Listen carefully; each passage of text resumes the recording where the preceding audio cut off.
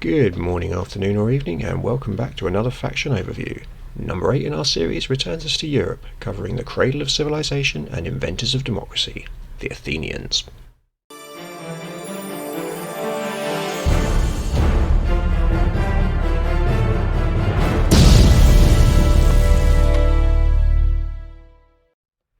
The Athenians are one of the most interesting civilizations available, and from my point of view, this is mostly because they're the only one that doesn't have either rams or elephants. That said, they have plenty of other things that make them worth playing, as their heroes, unique buildings, and champions will attest to. So, what else is there to say about them? Well, at number 1, they're one of only 2 factions that start the game with slingers, and this makes a slinger rush a possibility. On top of this, they also have Phase 2 champions, which means that you can make a concerted Phase 2 push as well. So, in short, they're suitable for aggressive play. Number 2, the flip side of this, is that you need lots of metal and stone. They have a lot of buildings and troops that require these resources, so be ready to mine and trade to get a lot of them. And at number 3 is a counterpoint to number 2. They're actually great at gathering metal, with a 10% speed collection bonus every time you move to a new phase. This makes things a little less difficult. At number 4, as I've already said, they're the only faction that doesn't have elephants or rams, and this makes them a bit more difficult to use than your usual noob faction where a point and smash approach would be your chosen strategy. And at number 5, finally, they have unique naval attributes which can make maps with water a very interesting proposition. In fact, they're one of the top water civs available. As we've already established, the Athenians start with slingers, and as your other infantry is a hoplite spearman and your cavalry is a skirmisher, you have the perfect combination for a slinger rush early in the game. Come Phase 2, you're going to be able to add a cavalry swordsman and a mercenary skirmisher into the mix, as well as a little bonus. Yes, Athenians are one of those civilizations that get access to Phase 2 champions, so look forward to more about that a little later in the video. Finally, a little thing about Phase 3. And that gives availability to mercenary archers and another champion swordsman that can be trained from either the dock or a ship, which is a little odd, so we'll come back to that a little bit later.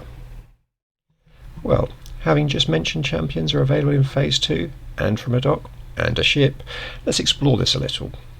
The Hellenic Royal Star provides Phase 2 champions, and it's cheap, at 100 stone and 150 metal, and it will also give you access to another champion unit once you hit Phase 3.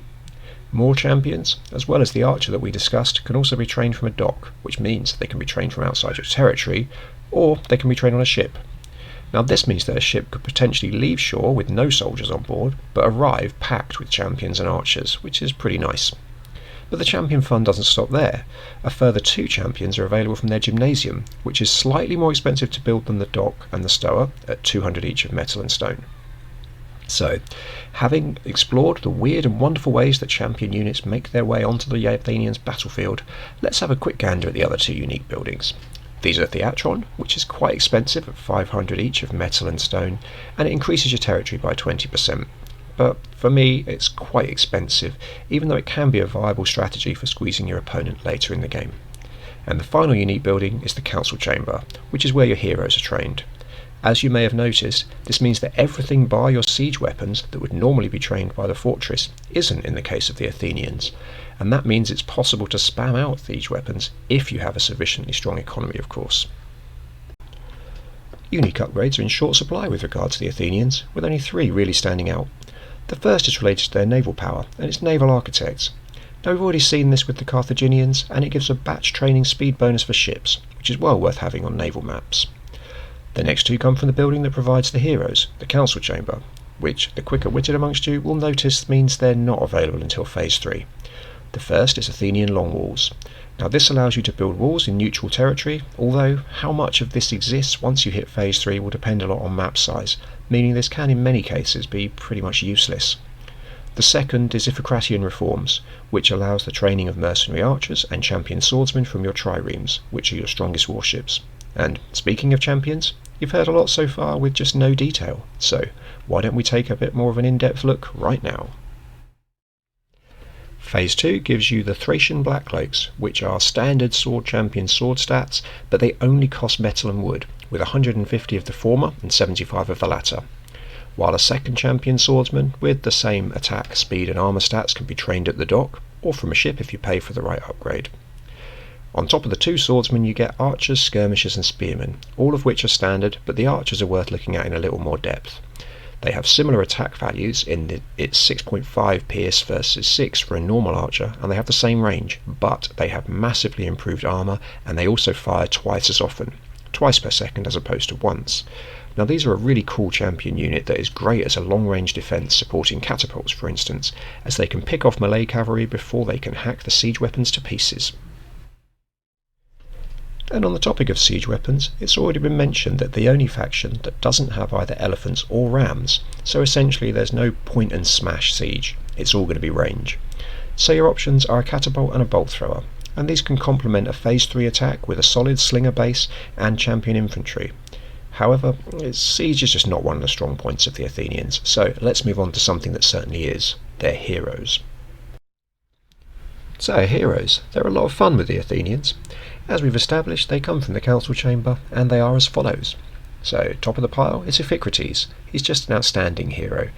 Anyone in the same formation as him has plus 15% speed and plus 3 armour. On top of this, he adds 15% speed to all javelineers regardless of whether they're in his formation. So, as you have access to both mercenary and champion skirmishers, and he's a skirmisher himself, this means that a group of these can just run around in formation causing mayhem. My next favourite, although I confess I only ever use Iphicrates because he's just so awesome, is Themistocles. He's an infantry swordsman that gives a 20% reduction in build time for ships and also reduces their metal cost by 50%. Also, put him in a ship and it can train batches faster if you have that upgrade, and it will also make that ship 50% faster, which is an absolutely brilliant bonus on naval maps for sure. And finally we have Pericles, who increases the build and repair rate for citizens within 60 metres by 15%, as well as reducing the stone cost of temples by a quarter, and adding +2 to the garrison heal rate, and that can be pretty useful. So all in all, none of the heroes are terrible, it's just that there's one that's one of the best in the whole game, so you do have to feel for the others that probably never really get a look in with anyone. So let's look at some tips and strategies that you may want to consider just as a round off the overview. Now firstly, as mentioned before, you're going to need to get plenty of mineral resources to make sure that you're able to build the buildings and train the soldiers that will make your Athenian army such a force.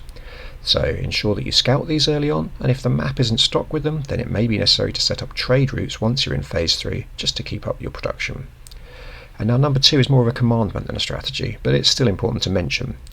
They're one of the factions that can develop quickly due to the low wood cost of slingers, so if you're not hitting well over the 10 units per minute mark, then you really need to work on your game. And number 3, early attacks are definitely an option with Athenians. The combination of slingers and phase 2 champions means that early attacking is just a very, very useful strategy.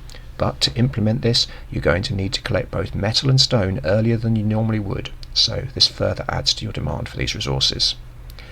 4. However, they are nicely rounded, and that means they can also be very effective in late game attacks. Solid infantry with swords as well as sword cavalry mean you can afford to support a phase 3 siege attack from your bolts and catapults if that suits your style a little better.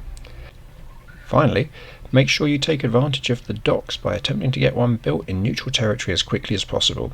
In many cases these buildings are just left alone, and the chance to reinforce from a dock sat outside your territory is a huge bonus, so do it if possible. And with the completion of this video, I make it that we're 8/13 of the way through the series, so we're definitely moving on to the home straight now. As always, if you want the rest of the videos, then like and subscribe, as this works a little like a magic potion in inspiring me to produce more and better videos more regularly. So until then, muito obrigado and adeus.